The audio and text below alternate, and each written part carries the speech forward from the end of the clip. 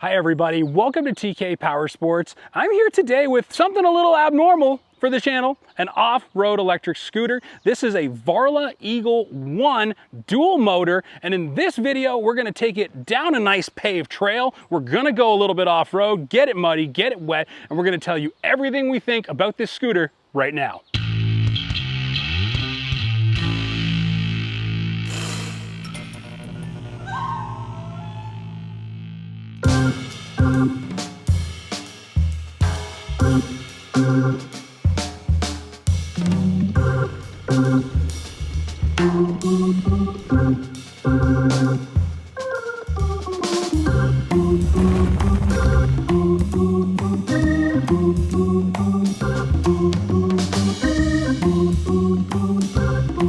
I want to start with the whole buying experience.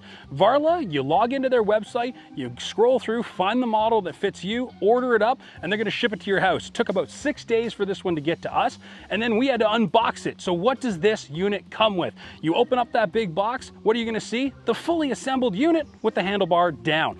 So you put the handlebar up, clip it in, you're gonna have to bolt on this top bar, but that's really easy because they give you a toolkit.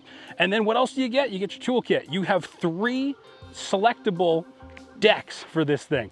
I really like the Flaming Skull. It's the one that came on it, but you can see here, there are 3 other options. If you're not a big fan, you can choose what you want to see. You also get your 1 5-amp fast charger, which will fully charge this thing overnight anytime you need it, as well as 1 additional inner tube. So if you do have a failure, you do have one ready to go, you can swap them out and you're back on your way. Well, what do we actually have here? We have dual hub motors, front and rear, 1,000-watt motors with peak performance just around 2,000 watts. A top speed here in Canada at 32 kilometers an hour because that is a limited speed for our electrified units. In addition to that, you have dual ABS capable front and rear hydraulic disc brakes, and those are really good when you're cruising down the trail and you gotta lock them up. They keep you rolling and stable, as well as you can see in a quick shot here when we were off-road a couple of times when you got to get stopped, you got to slow down, you're coming up to an obstacle. They're really nice to be able to lock them up, or even in some cases hold it while you maneuver the scooter around certain things. Now, as far as using this unit daily, it is a very lightweight unit. I'll throw the weight up on the screen here for you, but you can pick it up, you can move it around, put it in the trunk of a car. I mean, I'm a fairly big guy, but it's not a huge strain to lift that up. And of course, when you're in storage mode, Varla makes it super easy. Dual clamps, 1 and 2. You slide that collar up, and then, oops, not quite high enough. Oh, I tightened it up. I tightened it up, folks. I lied to you. Loosen that up, collar up, and it goes down. One complaint I had was this does not have a locking feature when it's down, unlike some other scooters where you see people briefcase carry them. They do make an accessory, however, you have to order that after the fact. But as far as just storage, for me, I fold this down, I put it up on the shelf in my garage with the charger. It's out of the way, and when I need it, flip it up real quick, bam, bam, locked, and we're on our way.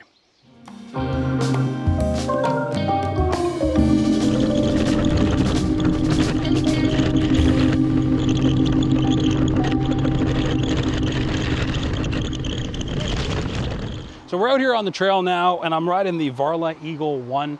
So let's talk about what I'm feeling over here. Right off the bat, I stand just a hair under 6 foot. This handlebar feels a little low to me. I'm almost a full extension on my arms to get down to it. So maybe if you're a bit of a taller rider, just keep that in mind. It's not uncomfortable, it's just a little bit low.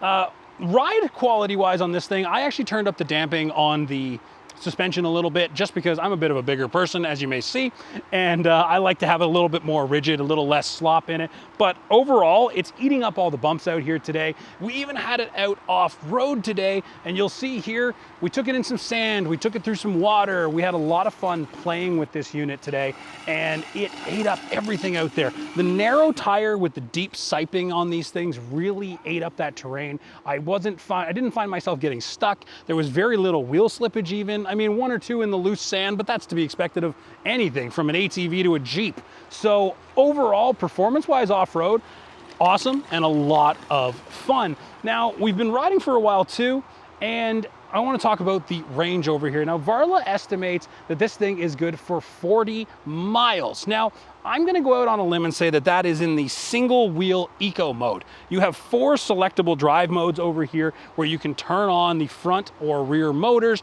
and also in an eco or a turbo fashion. Now, I was running it mostly in dual today, dual eco, and that gave us tons of acceleration, tons of power, and it was supposed to give us a medium range on your mileage. But after only 20K, my battery is down to showing about 2/5 of what it was when we left. This one does not give you an exact range readout, just shows a generic battery with your standard bars.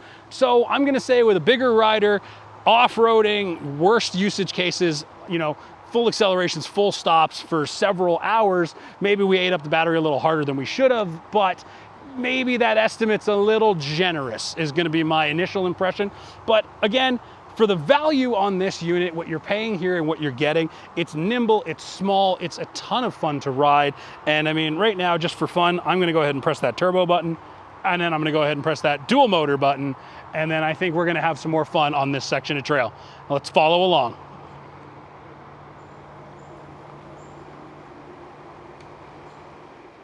So the one thing that we found out here today, and this was both on the trail and when we were off-roading, is this throttle position. You can see the throttle lever where my index finger is and the brake lever where my middle finger is there, they're very close together. So I found myself several times today reaching for one or the other. There was one mishap where I grabbed the throttle when I meant to grab the brake, and vice versa, one where I grabbed the brake when I thought I was on the throttle. You could definitely roll the brake a little bit further down, roll the throttle a little higher up, but then you're getting into a position where you're torquing up or you're torquing down to try and reach something. And for me, for a comfortable ride, that's not really great. I don't like that idea. So I put them where I thought I'd like them. You just got to bear in mind to try and master that positioning.